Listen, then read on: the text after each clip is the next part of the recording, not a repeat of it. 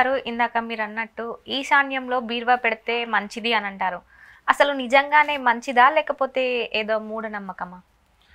ఈశాన్యంలో బీరువా ఈశాన్యంలో బీరువా అని కాదు కానివ్వండి, మనకు పాత మండువా ఇళ్ళు కనుక తీసుకుంటే మండువా గృహాలు అనేది నమూనాలు ఉంటాయి. 4 వైపులా సింహద్వారాలు, 4 వైపులా గర్భాలు ఉండి ఇట్లా మండువా ఇళ్ళు ఉంటాయి.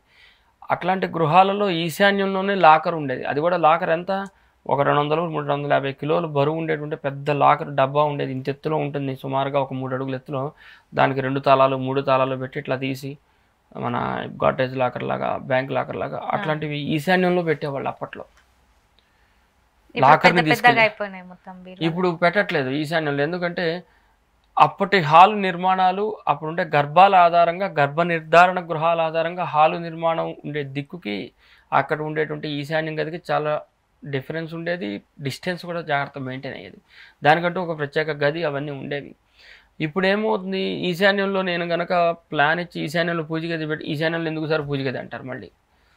పైగా అసలు ఈ లాకర్ తీసుకెళ్ళి అక్కడ పెడతాం, ఇప్పుడు భయం, అమ్మ అది ఎవడన్నా పట్టుకెళ్తాడేమో. అక్కడే తలుపు ఉంటుంది, ఆ మెయిన్ డోర్ అక్కడే ఉంటుంది, ఈశాన్యం లాక్ ఉంటుంది. అది అట్ల నుంచి పట్టుకెళ్ళిపోతాడేమో వీడికి భయం యజమానికి.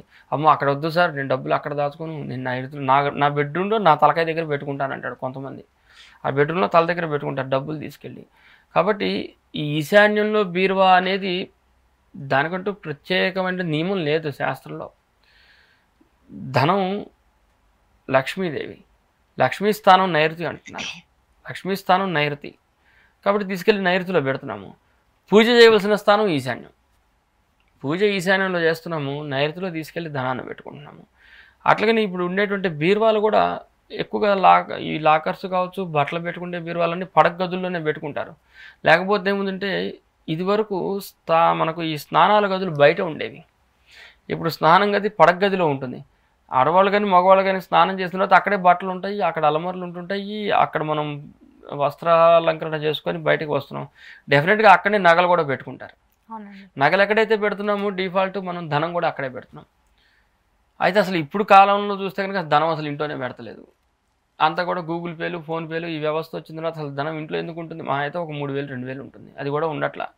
అంతా పని మనిషికి కూడాను దీనిలో స్కాన్ చేస్తారు, పంపించేస్తున్నారు. కాబట్టి అసలు ధనం ఇంట్లో పెట్టడం వ్యవస్థ అనేది చాలా తగ్గింది ఇప్పుడు జనరేషన్లో. పెడితే గిడితే ఏదైనా గోల్డ్, సిల్వర్ ఐటమ్స్ ఇవి మటుకు మనం నైరుతి గదిలో పెట్టుకుంటున్నాము. మిగతా భాగాల్లో ఎక్కడ కూడాను మనం పెట్టుకోవట్లేదు.